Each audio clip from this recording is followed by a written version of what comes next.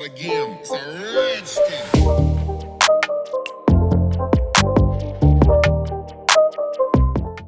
Hello good morning everyone, my name is Shubham Jagdish and welcome back to my YouTube channel. तो आज percentage booster की series में हमारा ये नेक्स्ट वीडियो इकोनॉमिक्स के ऊपर है।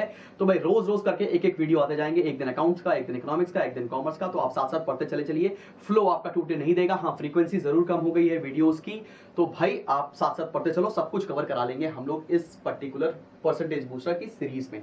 ठीक है, ऑलरेडी हम लोग बहुत सारा सिलेबस कंप्लीट करा चुके हैं पहले के 10 वीडियो में। पहले के 10 दिन जो हम लोग के 3-3 वीडियो आए, मतलब तो 30 वीडियोस आपने देखे हैं, उसमें बहुत सारा सिलेबस कंप्लीट करा लिया है। अभी बहुत टाइम है, स्लोली एंड ग्रेजुअली चीजें आपकी स्ट्रीमलाइन हो जाएंगी। तो आज के वीडियो में मैं कवर करने वाला हूं degrees of elasticity of demand, degrees of EOD, elasticity of demand. ये पेपर में आपके आएगा ही आएगा, या तो degrees of elasticity of demand आएगा या degrees of elasticity of supply आएगा। तो either of them will be coming in your examination. तो पहला क्या है? पहला है परफेक्टली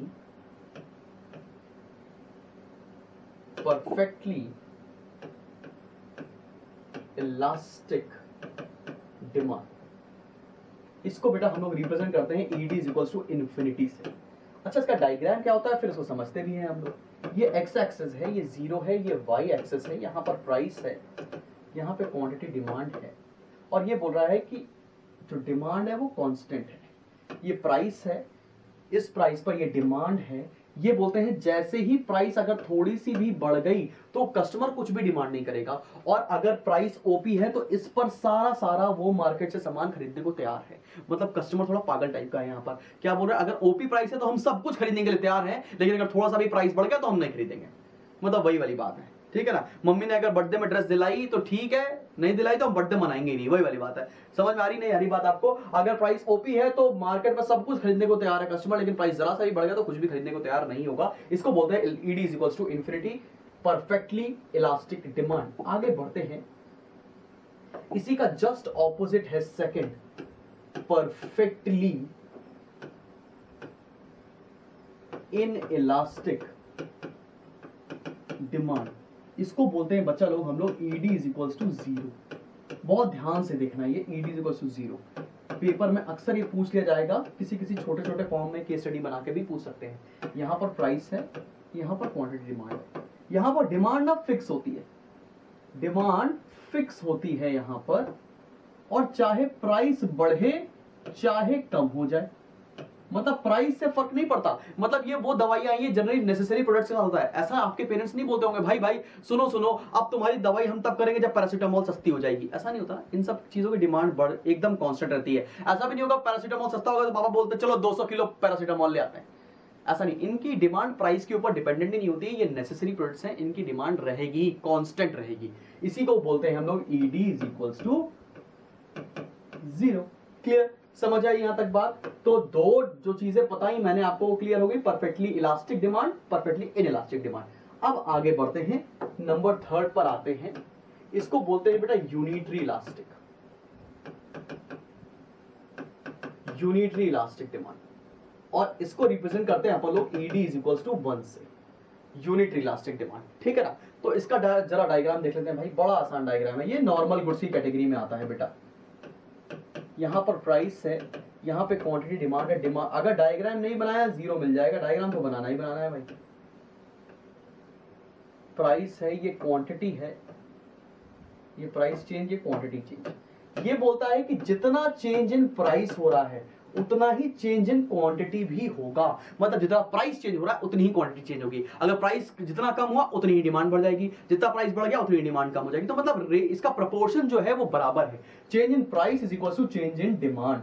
उसको बोलते हैं अपन लोग यूनिटरी इलास्टिक डिमांड। और ये नॉर्मल गुड्स के केस में आता है, जैसे Maggi, consumer goods, T, coffee, ये सारी चीजें जो होती है ना, सस्ती हो गई तो जरा ले आए, महंगी हो गई तो कम ले लिया। सिंपल है, नॉर्मल गुड्स के केस में ऐसा होता है। अब नेक्स्ट पर बढ़ रहे हैं, इसको बोलते हैं फोर्थ इलास्टिक डिमांड। अब इसके टर्म बहुत सारे, इलास्टिक डिमांड, मोर इलास्टिक, कई तरह करके इसके नाम दे रखे होते हैं। इलास्टिक डिमांड क्या है? इसको रिप्रेजेंट करते हैं ED more than 1, elasticity of demand is more than 1। Diagram के थ्रू बताने की कोशिश करते हैं। चलिए देखिए, this is X axis, this is zero, this is Y axis. यहां पर बेटा प्राइस है और यहां पे क्वांटिटी डिमांड। ये डिमांड कर्व बनाया, जरा देखते हैं क्या बोल रहा है। ये प्राइस, ये क्वांटिटी, अब देखो है, इसका डायग्राम ना बुक में बड़ा कंफ्यूजिंग दे रखा है। यहां पर क्या बोला, देखो प्राइस थोड़ा सा चेंज हुआ, डिमांड ज्यादा चेंज हो गई। इसका मतलब क्या है, यहां पर change in quantity is more then change in price. अगर प्राइस थोड़ा सा भी चेंज हो रहा है तो डिमांड ज्यादा प्रोपोर्शन में चेंज हो जाएगी, उसको बोलेंगे हम लोग ईडी मोर देन वन या इलास्टिक डिमांड। क्लियर है कि नहीं क्लियर? आगे बढ़ते हैं, इसका रिवर्स केस पर आते हैं। वो क्या है भैया, फिफ्थ इन इलास्टिक डिमांड, या इसको लेस इलास्टिक भी बोलते हैं। ये हो जाएगा ईडी लेस देन वन। ठीक है ना बेटा? अब इसका जरा डायग्राम देख लो। This is x axis, this is 0, this is y axis. Price, quantity, demand. This is demand, this is demand. ये प्राइस है, ये क्वांटिटी है, ये चेंज हो गया।